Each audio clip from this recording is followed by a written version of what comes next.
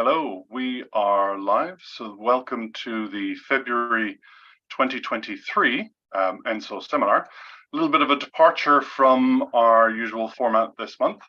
We will have returning speaker Fred Cummins from University College Dublin. Fred is a previous speaker for ENSO. He's sort of a friend of the seminars, as it were, frequent contributor, and a phonetician, a cognitive scientist, philosopher, and general explorer in the realms of the arcane, and has sort of very generously agreed to come in and converse a little bit, discuss a little bit about some of his most recent work. In particular, a set of sort of very short, nice and succinct, and direct videos addressing conceptions or some considerations for theory of vision, I think is the full tagline. And these are a series of videos. They're very accessible. Hopefully you'll have had a chance to view them before you've seen this. If not, join in the conversation anyway, and you can sort of go in and check them out as a fun dessert or chaser to the seminar. But the videos do a couple of things that I think are very important, and crucially amongst them, raising a number of thematic issues for embodied cognitive science, the enactive approach, and ecological psychology in a way that's very accessible and intuitive, which is a difficult thing for often to do for this type of material in general, to access intuitions in such a way that they support our understanding and our grasp of some of the challenges that these kinds of approaches to cognitive science entail, when our intuitions have been conditioned, as Fred also talks about in the video, by a whole set of other constraints, which tend to lead us in one direction or to one set of assumptions. So we'll have Mark McCurgo in here as part of the conversation as well, and we may indeed be joined by one or two other people live. If you're watching the stream live, then I will keep an eye on the chat on YouTube as well. As is ever the case, I guess in this case I'll be keeping an eye on it live as we converse as well. So essentially we're straight into the Q&A section, or the discussion section of the seminar. So I guess without further ado, we might progress to talking about some of the material, Fred. So welcome back, I guess, for again. Thanks very much, Mark. And it's very nice of you to arrange this. And it's great to have a chance to talk about them. And we might just maybe itemize the videos just so for reference, I suppose. I won't go into it in depth.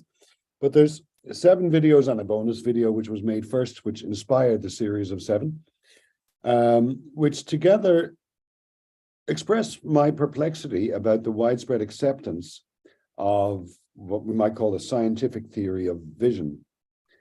And they, in particular, place attempts to open up a big space between a scientific account of visual perception and the things we're asking when we ask about seeing. Seeing being a word with many more associations and purposes, but a very important word.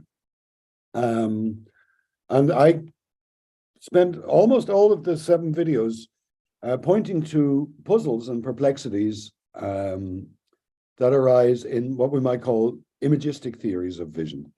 These are all representational, neurocentric, all standard cognitive psychological theories of vision, all standard psychological theories of vision. I do distinguish between those, and well, most people are familiar with Gibsonian approaches, but I want to make that a larger class to stand in opposition to imagistic theories, and they are relational theories. So one thing I didn't put in there, for example, was perceptual control theory, which could have gone in there. And I think the sensory motor correspondence theory of O'Regan and Noe belongs in that camp, at least because it doesn't traffic in images. But images play a very central role, and images are very puzzling things, it turns out. I've been playing a lot with camera obscuras, as has my brother. He's been going around fairs with camera obscuras, and camera obscura, a box with a little hole, and it projects an inverted image onto the back, which you can look at. They're tremendous toys. They're very easy to make, and they actually occur in the wild, as it were. If you look at a tree, the dappling light on a tree, there's 100,000 camera obscuras up there. Every time the light is passed through a pinhole, if there's a receptive surface down below, then something you might or might not choose to call an image is potentially there. Now, given that they're coming and going by the hundreds and thousands in any given tree, we might say, well, there's not actually images there. An image is a way of talking about something that might be there if we were up there looking at it and could stabilize things. And so then you get to the idea, oh, well, an image is an image if we can both look at it at the same time. That's a peculiar idea, especially when images turn out to play a big role in theories of seeing. So with that, I start the second video. That was a brief introduction. The second video takes the idea of images going in. We're so familiar with this idea that the eyes pick up information, that images project into the brain or are processed by the brain, or that the image on the retina is a sensible way to begin to understand seeing. And I contrast that with the fabulously disreputable extramissive theory of vision, which most people think of as rays coming out of the eyes. And actually, intromissive and extramissive theories have battled with each other over 2,000 years, and extramissive theories haven't gone away, but not in that fashion. Nobody's saying there's rays coming out of your eyes. On the other hand, I use it to show that while any theory of vision must be beholden to the geometry of light, that seems to be firm. The idea of images going in is on no securer ground than the idea of rays coming out and to meet the world. The whole question, the whole fundamental basis of taking in images is questioned. And then I move on to a distinction introduced by Alvin Noe in his wonderful book, Strange Tools, between aesthetic seeing and wild seeing. I refer you to the video, but he points out that when we talk about seeing, we're usually talking about someone sitting down and looking and attending to their own looking and talking about attending to their own looking. Whereas when you're going about your daily business, climbing trees and chasing wolves and so on, there's seeing going on, or one presumes, but it's not, well, I'm not happy to say it's conscious or unconscious. That's not the kind of way I want to talk about this. It bears no relation to the seeing as described by someone who's sitting attending to their seeing. And the laboratory of the visual psychologist is a very strange place with very strange practices in which people are, first of all, stopped from moving. They're sat down, and typically vision is understood using screens in front of the face. To me, this removes the condition for seeing altogether. You can see the video for more. But there is a common belief that in the cognitive psychology world, that this is studying vision. And I seriously want to question that. I point to the role of images in this and what I call the static monocular viewpoint, something that becomes extremely important as we delve into the topic further, and point out how imagistic theories are A, incredible, and B, also totally integrated into our practices, including our surgical practices. That parts of the brain, for example, are identified using this weird business of freezing the subject, stopping them seeing, stopping them moving around, engaging with the world. There's a technical video number 4 about the vestibulo-ocular reflex and smooth pursuit tracking. I'll just skip that, because in video 5, I take a broad historical view, and I point out how, with scientific modernity, a conception of space like a box, a container, a box arose. And it's not a physical description of space at all, we know that. But around that time, we start appearing through tubes. And the tubes, I'm speaking of both microscopes and telescopes, I want to see what they have in common. What they have in common is they separate the subject and the world. They fix a visual field, which until then, unless you fix your head, it doesn't exist. And they allow you to move and have access at the same time to a transcendental realm you could never be in. Quite bizarre. And with that, we get both a cosmos, the macrocosmos and the microcosmos, assuming we're in the mesocosmos. And I point out how frames, those innocent little rectangles that we have around every photograph, every picture in a gallery, every screen is a frame, that they have a history too, and that they do something similar in providing access to a transcendental realm, and that we are educated in frames. We've been so educated, we forget kind of what they are. And in the sixth video, I go on to talk about how we think others see us, and talk about a great deal of confusion about faces and mirrors. I talk about faces and mirrors, both of which are key to understanding how we think others see us. And in the final video, then, I go on to address more profound questions, I suppose, almost metaphysical questions. And I challenge the story coming out of contemporary neuroscience based on imagistic theories, which will tell you that your perception is a controlled hallucination, which I find to be a dangerous message to have out in public. And I point to the kern of truth that is in that, and the difficulty of coming up with a finalized description of what space and time are. And I point to our own auto-technologization. So this is something that, as far as we can recognize, humans have always been technologizing. With every technology, their worlds changes. And so we have been developing a niche as long as there's been humans. And so we are, of this niche, we are technologized, which presents, incidentally, difficulties for any attempt to develop embodied accounts of cognition that assume that starting with describing us as an organism is going to get anywhere. We popularly believe in the embodied cognition world that, we start describing ourselves as organisms, which doesn't give us much to go on, autopoiesis maybe. But then we build from there, build in adaptivity, and maybe we'll get to the person someday. I don't think that's actually true anymore. And I then also just wave at some of the topics that seeing needs to address, but that these imagistic theories absolutely ignore. Things like witnessing, revelation, insight, awe, ardor, a whole bunch of things which I'm sure to a cognitive psychologist will be, but they're feelings or cognitive processes or something like that. And I assure you they're modalities of seeing. So that's just a brief summary of them. So it's a whole bunch of concerns which leave me as perplexed as they might leave anyone who watches the video, to be quite honest with you, because this is a perplexity that I have, but I think it's a shareable perplexity. And I know I don't want to be understood as suggesting imagistic theories of vision are wrong. I don't think that's the right way to understand this.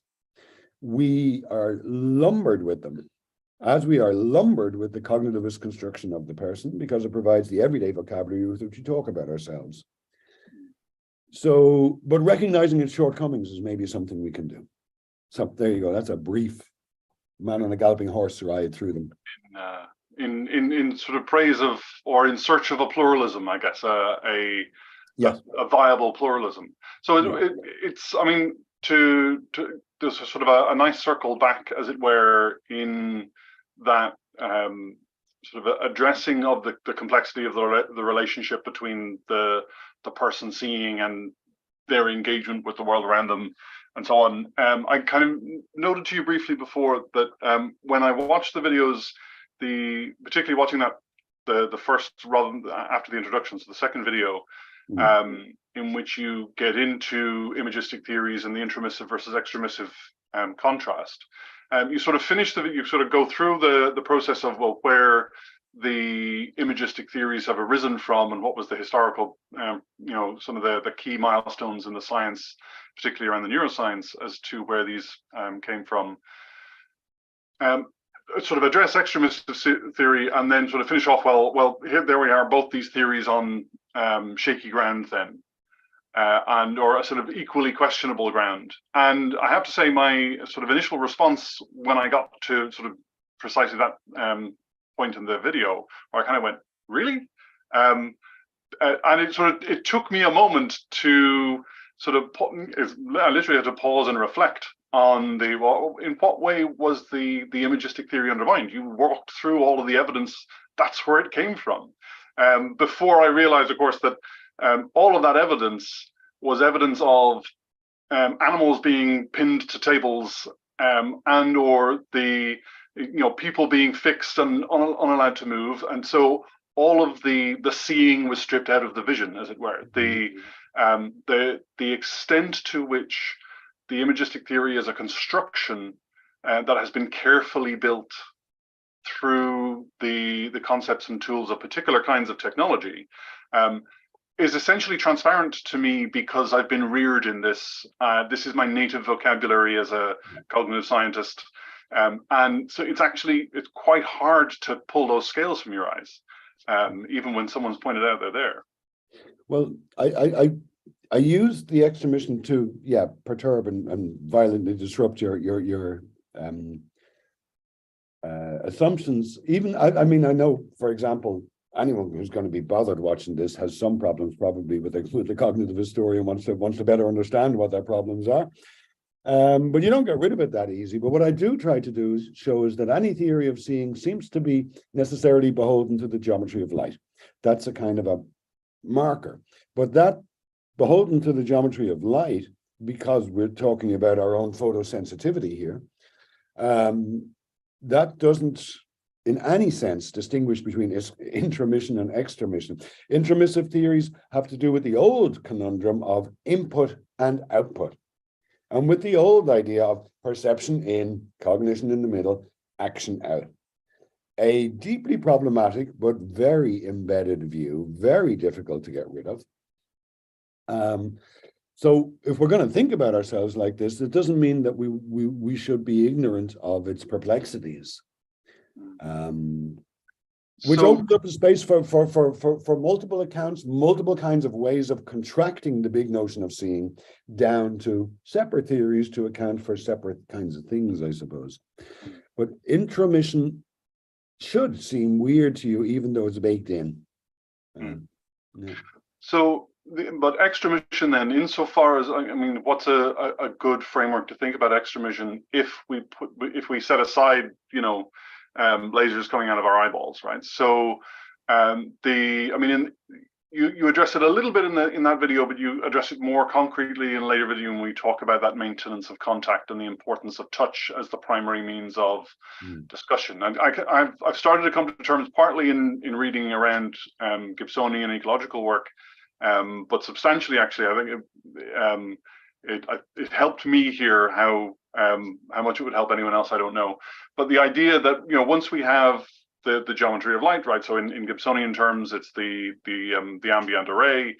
Essentially, there is a texture in all of the volume in which we move and live and work is full of texture, and you essentially are rubbing your eyeballs along it to sort of rubbing feel your eyeballs off the world. That's a nice way of putting it. Or rubbing your retina off the world or something. Yeah.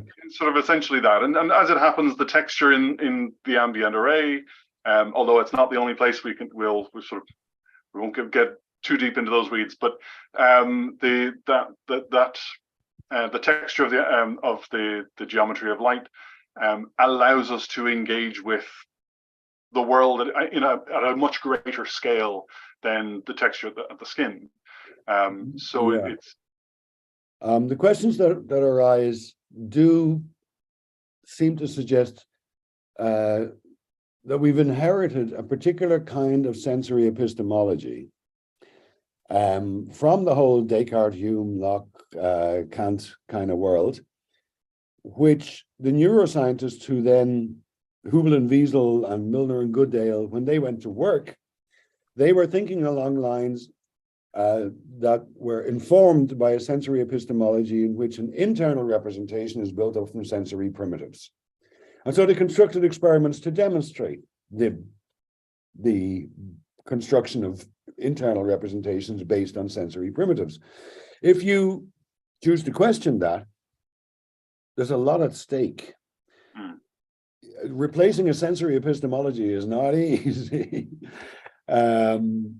I don't have a replacement for it, but I do, as many of us in the embodied community do feel that when we speak about seeing and vision, we're speaking about something which is so complex and so built up with the human world and its practices and our technologies and so on, that touch is a much better place to start, because touch is a logical necessity for an embodied being.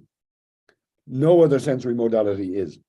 And to some extent, it is plausible to develop from touch to other forms of engagement with the world. I show a very simple animal example, which is the box jellyfish larva, in which we can see as what we might call the simplest visual system possible, and it operates by direct contact. I won't go over it. It's shown in the video fairly well. But we've a long way to go from developing theories, as developing a new epistemology with this notion of contact. I don't think it can be done to anyone's satisfaction. But when you realize we've reached the limits of a sensory epistemology as we inherited in that tradition.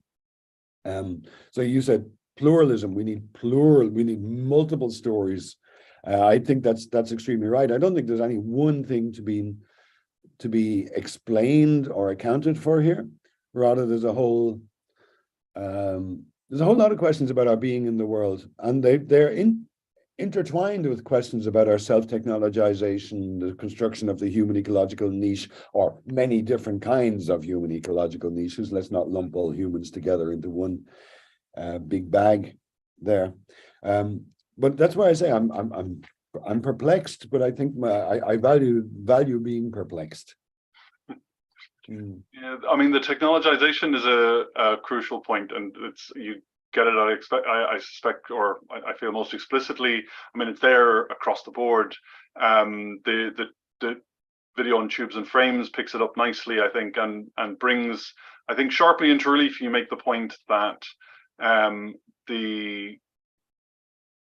essentially, in order to access a world beyond the immediate intuitive experience of a person who has just been sort of raised to live in a particular society, you've got to transform their behavior in a key way. So, and in this case, you've got to sit their ass down and don't let it move. So we've become, sort of fix your eyeball, hold it in place, and once you do that, that allows you to, that constraint of your actions provides you with a whole new set of actions, because you're now working in a way that the technology can do what it's supposed to do.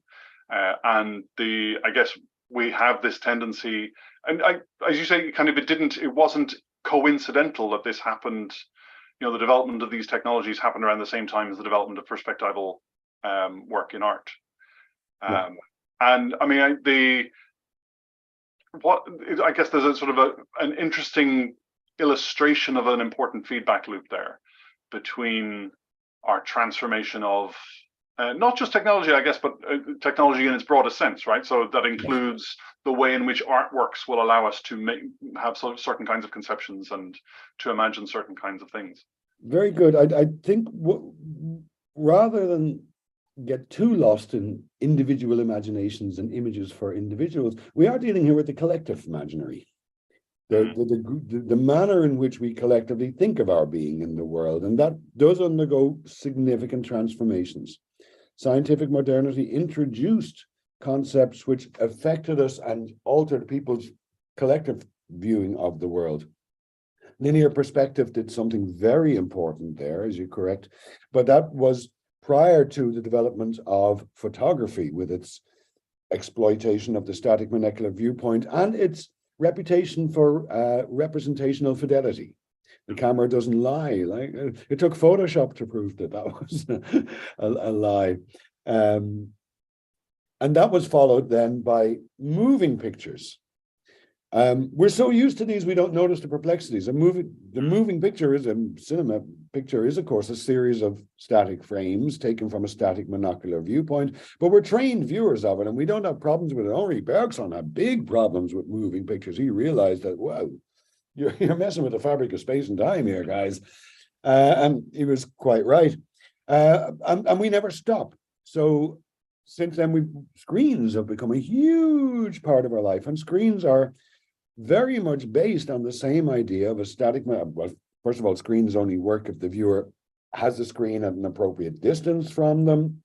They offer almost infinite resolution, which it seems odd to me that representational accounts haven't noticed what a huge problem that is for them. If you think seeing works by edge detection and then construction, well, sit in front of a good rich screen. It's only this size and you can peer in. I can see the books at the back of your bookshelf there, Mark, and I doubt very much that my brain is segmenting and delivering books to an internal representation. They're much as Rodney Brooks says, the world is his own best representation and is much, much richer than anything that edge detection and assembly could do. I always find it kind of sad that David Marr, who was such a big fan of Gibson, also delivered us probably the most reputable account of this kind of edge detection and internal construction. I wonder if he'd lived longer, where that would have gone. But to this day, you still find neuroscientists saying things when they're talking to the public. I understand using loose talk when you're talking to the public, but they say things like the film in your head when they're talking about autobiographical memory, for example, that's angels dancing on pins level of realism. Yeah, the supposed innocence of it is sort of broken by the fact that, of course, it's only conceivable because we've been raised to be able to imagine it, and the extent to which that's again a product of the set of skills that we've been delivered into, I guess, by cultural and professional development is often kind of transparent there. I do go on. Sorry. No, go on. I guess just to sort of bring it back to that development of the monocular. I will come back to the innocent gaze in a bit, but I want to sort of stick with that monocular, static monocular viewpoint a little bit, and to invite you to unpack it a little bit, or to wonder how far it is to overstretch it in sort of thinking about its relationship to scientific modernity. So the historical dominoes, as it were, that get kicked over, or you can read if you put on a conspiracy theory hat, that you can sort of watch this transformation happen. In watching the videos again in preparation for our chat, I was kind of struck by the fact that the static monocular viewpoint is it's a dimensionless point, right? And being a dimensionless point, it erases the body. And having erased the body, of course, the observer is now gone. And it sort of provides this platform for a view from nowhere, because that dimensionless point could be anywhere, or because it's not tied to any particular observer, it has no history, it has no particulars that will constrain how we interpret it or understand its relationship to the world. It feels like it may well be bound up in that. I don't think it's a view from nowhere. It's a view from a very specific point in Cartesian space, but it's a view from no one. But it allows that possibility. So because it's a view from no one, it allows the possibility of, well, it could be anywhere, right? So no matter where you are, there'll be one of these vanishing points, and all of a sudden then, well, sure, everywhere's the same, right? That you now just have this universal homogeneity of perception. Yeah. So there's some interesting little thought experiments you can do here. So I begin the series with a simple thought experiment, an actual experiment, in which I ask people to stare at a fixation cross. I put a fixation cross up on the screen, I say, stare at the fixation cross. And then I say, okay, we're agreed that you're staring at the cross. And if you were in a psychologist lab and we ask you what you see, you'd probably say, yeah, I see the cross. Yeah, cross is fine. And I say, look, just leave your eyes there. Relax your eyes, just leave them there. Just notice how much else you're seeing. Because the cross is not isolated swimming in space, it's in a vast manifestation. I don't use the term visual field very knowingly, because as soon as you move your head, that manifestation and its texture and structure, geometry, topology all change. But simply making yourself aware of it like that is useful. Another little thought experiment is to contrast. Well, this will work better if someone's been to the Sistine Chapel. But if you ever walk into the Sistine Chapel, you've got this wraparound, gorgeous Michelangelo art all around you, on the ceiling, on the walls. You're too busy to look at the floor. You want to lie down, to be honest with you, is your first thing. But you also want to walk around, and you want to get close to bits of it, and you want to move over here and look at this. Now compare that wraparound vista with the wraparound vista got by putting the metaverse goggles on.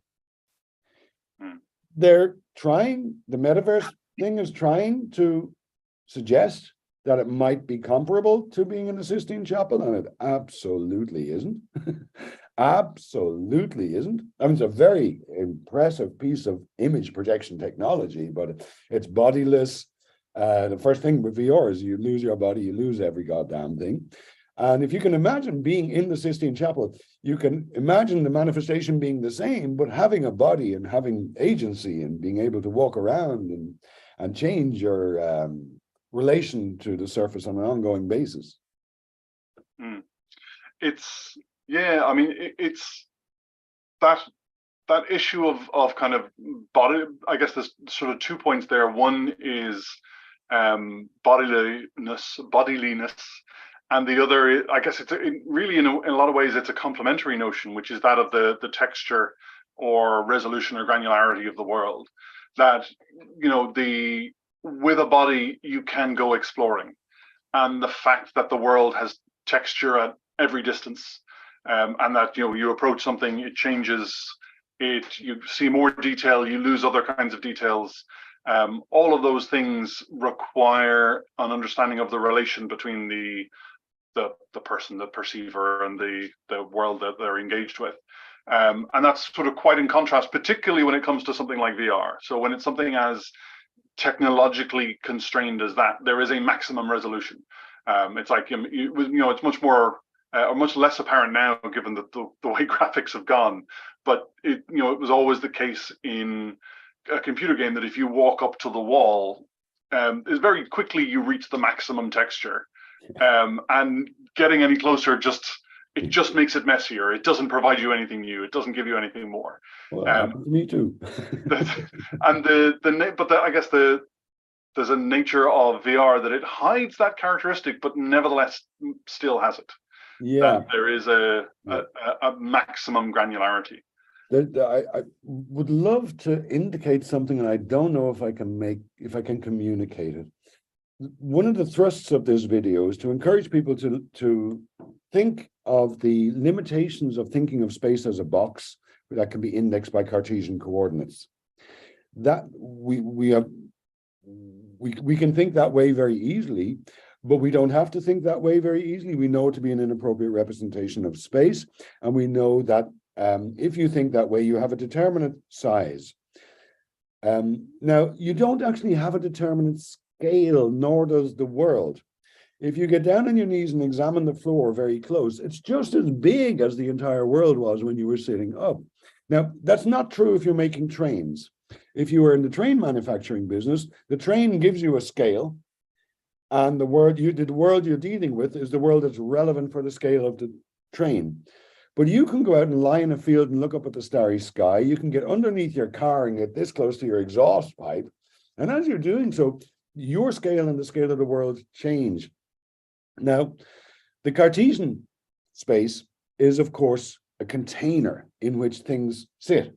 And so things in containers have fixed sizes and fixed scales. But coming at space and time differently and considering their origin in the body is kind of liberating a little bit, especially when you realize that you do this all the time. You just don't think about it. You don't normally think of yourself as in a box. But some of the videos, in particular, the bonus video on the Miller-Lyer illusion, shows you how the fabrication of the human niche, for many of us, strongly reinforces the idea that we have a fixed size and position and we are in a box. I'm talking about the role of right angles, planar surfaces, carpentered surfaces, walls, ceilings, floors. A little bit of science has shown that, yeah, having them around you affects you. It affects the way that you perceive right angles, because, well, they're very useful for finding yourself in space. But if space starts with the body, it has no determinate scale, because the world you encounter, get down and stare at the floor, lie in your field and look at the sky. As the world scale changes, so your scale changes. With time, of course, it's a little harder to think about. I use a little bit from biosemiotics just to show that, well, the Cartesian box model has time just as a simple linear progression. Anyone who's ever thought about it for more than a minute knows there's something wrong with that model of time. For me, time arises in the interaction of the living. That's my strong embodied cognitive science perspective. I don't demand that anyone follow me. But just as one can learn to be more aware of being less fixed. Being less fixed, and that is quite liberating. One can do that for space and one can do that for time, somewhat. It's threatening to science, though, right? So it's threatening to lots of cognitive science where there is, when you have a notion of there is a finest grain of resolution, there is a canonical story that can be told, and that's what we're trying to search for, the truth, right? So we're trying, as scientists, to determine what the canonical truth of the universe is, and if there is no set scale or no determinate description, then that's quite unmooring, right? That insofar as it's liberating, it is also unnerving for those who feel that actually what I really want is a final word here. And what you're saying is there will only ever be an ellipsis. There'll never be a full stop. Yeah, absolutely. But cognitive science has this built-in tension. A final story of the person would be the most depressing thing you could possibly come up with. Cognitive science differs greatly from more positivist sciences in that we have skin in the game. And we are hopefully creative, always capable of renewal, always improving our understanding of ourselves and our position with respect to the world and with respect to fellow beings. But there is a lamentable tendency, and it's the old, well-known European Christian colonial, call it what it is, white man fantasy tendency to come up with the one pure representational truth that holds for every goddamn person.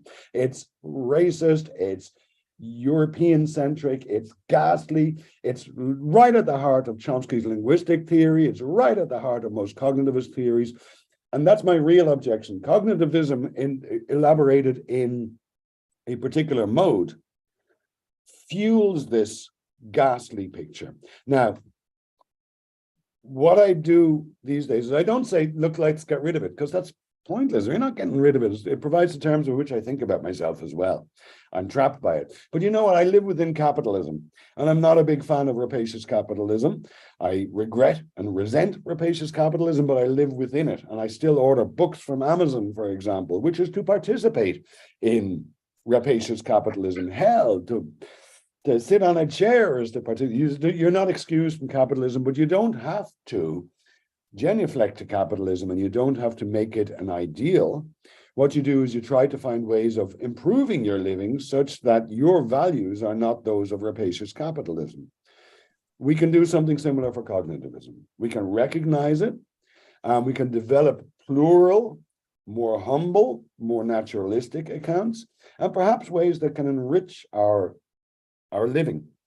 I must say a lot as well that, I've got a cognitive science education. I know some of the neuroscience, I know the perceptual theories, but I also have a private side with practices and art practices and specific environments that encourage troubling of this seeing. Certain contemplative practices will be useful in troubling this any fixed, determinate, imagistic account of seeing.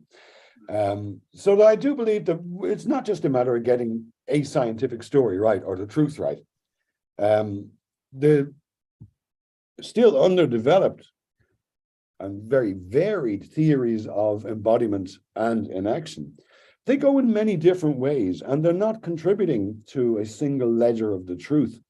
We're finding now that they're encountering things like feminist theory, queer theory, art, architecture, practices of all kinds, and so the embodied perspective is not an embodied perspective. It looks more like grassroots revolution in living, to be honest with you, if we're done well. That's why I like to say I want to found a mystery church of enaction, but I'm not sure everyone's on board with that.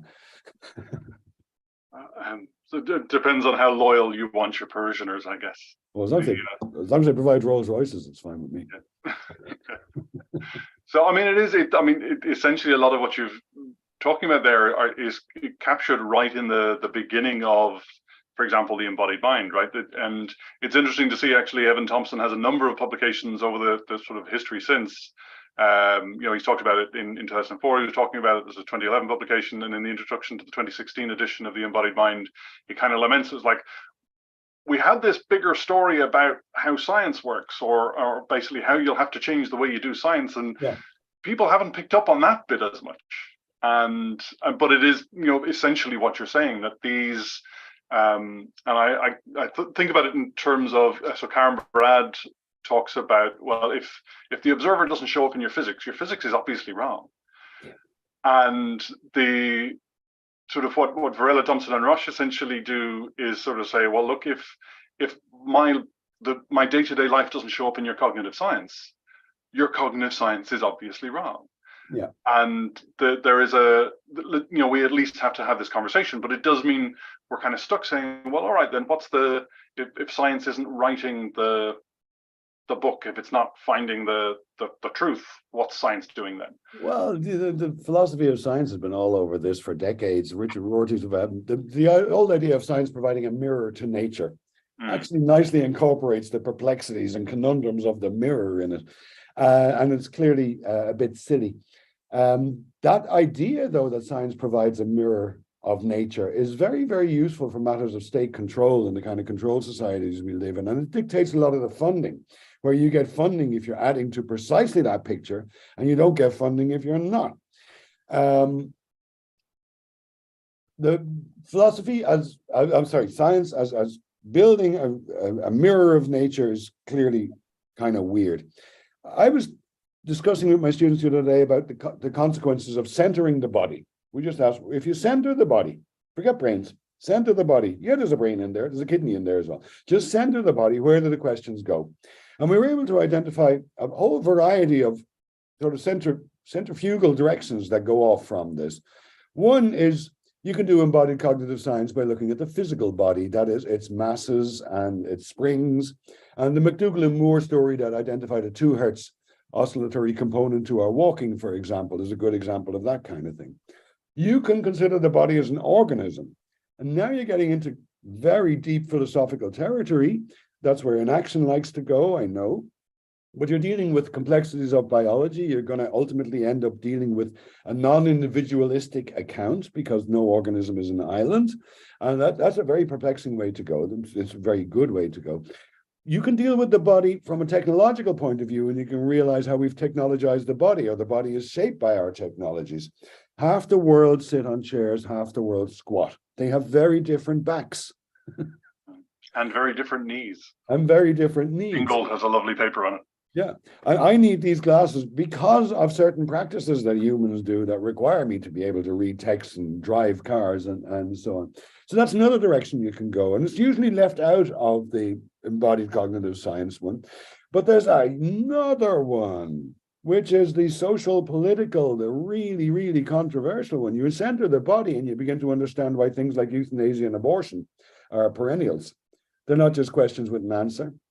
And I have to be very careful here and say, I don't care about you keep your views on all these, but there's a reason that these are perennial favorites, why people get het up about them. All questions about, we were discussing the construction of ability and disability, which of course lies in the technological practices. If there's only one person who's 9 foot tall and everyone else is 6 foot or under, public transport's going to be a problem for that one person, because we're not going to build new buses for that one person.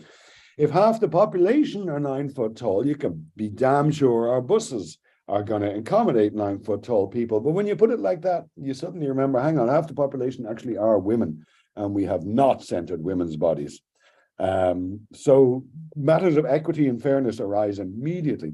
So centering the body goes in all these directions, towards the organism, towards physical understanding of the body, towards technology, and towards socio-political controversy. And there's not going to be one story that comes out of that, but centering the body does provide us with a way of sending out tentacles in these directions, maybe. Well, I'm gonna use that as a segue. It's a little bit clumsy, but I did want to make sure to touch on this with you. And it's pulling back in some ways from some of those more concrete considerations. So you talk about the sort of these tendrils going out into the world, and it's that sort of extensiveness in the world that one of the things that I want to kind of bring up for discussion really as much as anything else. So in the in several of the videos, but particularly in I think is it the third one and the final one, you use Alvin Noe's distinction of wild seeing versus aesthetic seeing, and you mentioned it when you summarized things up top. And one of the things that dramatically differs between wild seeing and aesthetic seeing is their relationship with temporally extended action, with time essentially, and particularly with sequence. So in the sort of final video, you talk about time in sort of almost not transcendental terms, but sort of quite concrete terms, but how you get to the transcendental from that. But I'm curious as well about how I guess what we might think about in terms of something we might call prospective seeing, which is the idea of the imagistic theory is there's what I'm seeing now, but that's only possible because we have a defined now. Whereas in the case of wild seeing, now is kind of smeared. Mm-hmm. And that means there's a seeing as a progression rather than anything, or it's certainly, right. There's a sort of a process and a sequence to it. And we don't really have a way, and I think this is something that there's one set of concepts within sort of the enactive literature, for example, that deals with this to a certain extent. There's a couple of others. In fact, you talk about it in terms of tracking with the relational theories with Gibson. But we haven't got that vocabulary yet, to my mind, as to how to think in those terms, how to think progressively or, chironically or, it's baffling. There are some situations in which we can go a small step, like Gibsonian accounts of how you catch a ball. For example, you're moving a hand towards a future position of the ball, and that's all part of the seeing, but that's very small and mechanistic. Expectation plays a huge role in seeing. As you know, some people like predictive accounts. I am absolutely not doing predictive accounts. That's not my business. Anyone wants to follow that road, off you go. Have a good journey. I'm not doing predictive accounts, but expectation plays a big role. And one question, there's lots of questions that I've run into that I have found no resolution to, and I don't believe anyone else has either.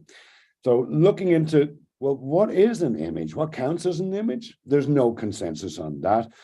Even the best, most philosophical and anthropological accounts, both exist, rely on imagistic theories of seeing, and they hope the psychologists will sort this shit out.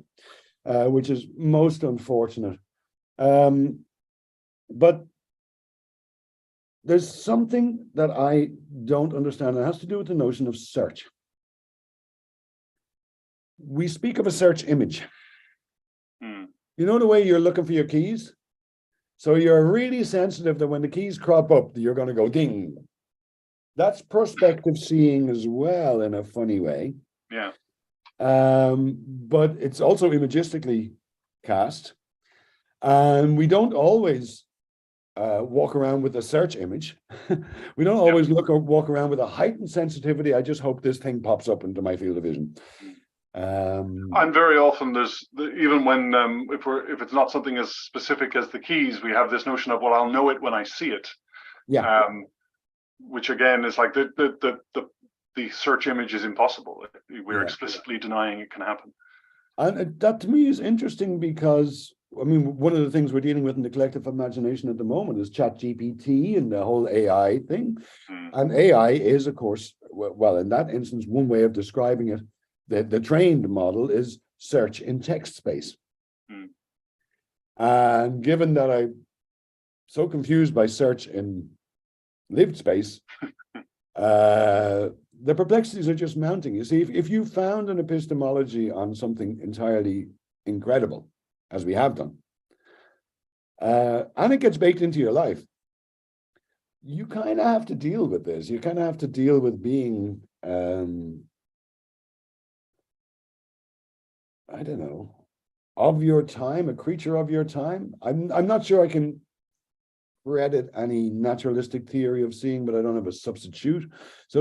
Seeing is just too rich to admit to this kind of contraction. But we can recognize that when we're talking about seeing, witnessing, and so on, if we venture a scientific theory account of some limited set of phenomena, we are contracting that hugely.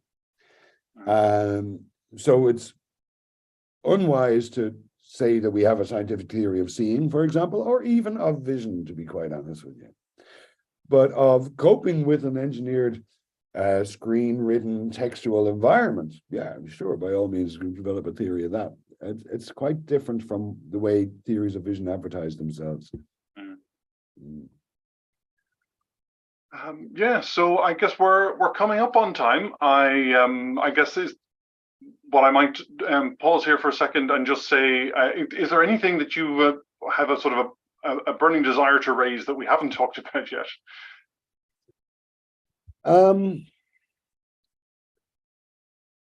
I guess I don't want the series of videos and the questions raised there to be seen as if they were attacking the imagistic epistemology that we've inherited. Because I'm aware that I'm stuck with it as well as you're stuck with it, and we're all stuck with it. But I do want to pull the rug out from under a kind of a tyranny of common sense that says that's the story, that's what seeing is, that's who you are. That overly confident positivism is a kind of a tyranny. And I speak of liberating aspects, there's value to the person to see beyond the story you've been told of yourself. So at the end of the videos, I say, what I share with all my colleagues is a dislike of scientistic psychology. I'm willing to go further and say I have a dislike myself of scientific psychology because I see psychology as soul science. Now, I'm not asking anyone to join me in seeing psychology as soul science, but that will be my position in conversations. Yeah. Very good. Well, I'm delighted you made the videos. As I said, I think they're just a brilliantly accessible way of getting at, as we've seen, some really core ideas about how this kind of embodied cognitive science broadly in action and so on help to unsettle intuitions that, as you say, sort of common sense that is currently too transparent for us to properly engage with or realize it's there. And I think there's huge amounts of value there for that. So I encourage anyone who's come across this to, if you haven't, go and look at the videos. There's a link on the ENSO seminars webpage to Fred's to the playlist of videos on YouTube. Yeah, and we live in a changing situation. After the pandemic, a lot of us have become video producers. A lot of us are also very suspicious of the academic publishing industry these days. I would like it if there were more varied forms of conversation. Like, thank you for organizing this conversation. I didn't need anyone's permission to put the videos up. There's other ways for us to exchange knowledge and discuss and debate things. Mark has a good question there about how about the idea that the eyes scrape the world? Yeah, I wouldn't take that too literally, obviously, but what it points to is this sense of contact, that one can develop intuitions about seeing based on that. If our basic sensory epistemology that we've inherited is flawed, you're not going to think your way out of that in a hurry. You think using concepts you've inherited. And that's why someone like Deleuze is useful, because he just throws a whole new bag out and sees where they go. I don't know if people know Deleuze, not an easy guy to use, but useful because of his disruption of the concepts that you're used to thinking of. And I think we can be a bit disruptive in that manner. So if scraping the world with your eyeballs helps to disrupt it, like I say, it's not a recipe. Yes, no, absolutely, as Mark throws into the chat here as well. So, yeah, I guess this is probably a good point, a nice disrupt the world, go out and throw out some new concepts and see where they get you, see what aspect of the texture of the world that they make accessible to you that your ingrained ones haven't done so far. Yeah. So a sort of a very positive note to end on. Just before we finish up, I meant to say this at the start. There was a normal period where we sometimes have a commercial break. I'm going to throw our commercial break in at the end, which is just to note that the Mind and Life Institute in Europe are currently running a series of what they're calling Core in Action, which is a set of online seminars intended to introduce inactive thinking and the inactive approach more broadly to anyone who wants to tune in, essentially. So if you Google, or if you sort of search YouTube for Core in Action, you'll find the playlist. There was a series of talks last semester which looked at essentially the prehistory of the inactive approach and the genealogy, as they call it, through cybernetics and philosophy and the concepts of autonomy and so on.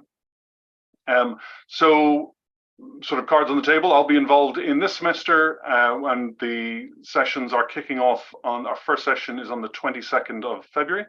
They all take place, I think, at 6 o'clock Central European time. It's about 5 o'clock UTC, or it is before the change in the daylight savings time, at least. So check them out on YouTube. This session, this term's series of talks will be a chapter by chapter reading of the Embodied Mind. So that is sort of digging into that kind of inaugural text as a means of opening up this set of, essentially doing precisely what you've been talking about today, Fred, just opening up a new set of concepts to access, engage with the world in a different way. The Embodied Mind was disruptive partly because it brought in concepts from Buddhist epistemology, which were unfamiliar to Western thought, not because it used them particularly well, but it was drawing from foundational concepts that are slightly different. Can I ask you one thing, Mark? Could we maybe make a channel on the Discord in case anyone wants to discuss the individual points on the videos? Certainly. In the ENSO Discord? Yeah, so there's an ENSO Discord. If anyone wants to raise questions or discuss matters there, we could make this a living conversation on the Discord. Yeah, absolutely. So there is, if you're interested in joining the Discord, drop me an email at marek.mcgann@mic.ul.ie is probably the best professional email to get me at, and you'll get an auto reply at the moment, but I do kind of check it still. So I can send you out the invitation link, and we have the ENSO community present on the Discord as well, so that we're all in for the discussion there. Great. So listen, thanks again, Fred. Thanks again for the videos and for being willing to join us and chat about them today. Thanks very much. Thanks, Mark, also for being here, and it's been a great pleasure, and it's a great opportunity. Wonderful. Take care. See you now. We're done. Oh, you're still online.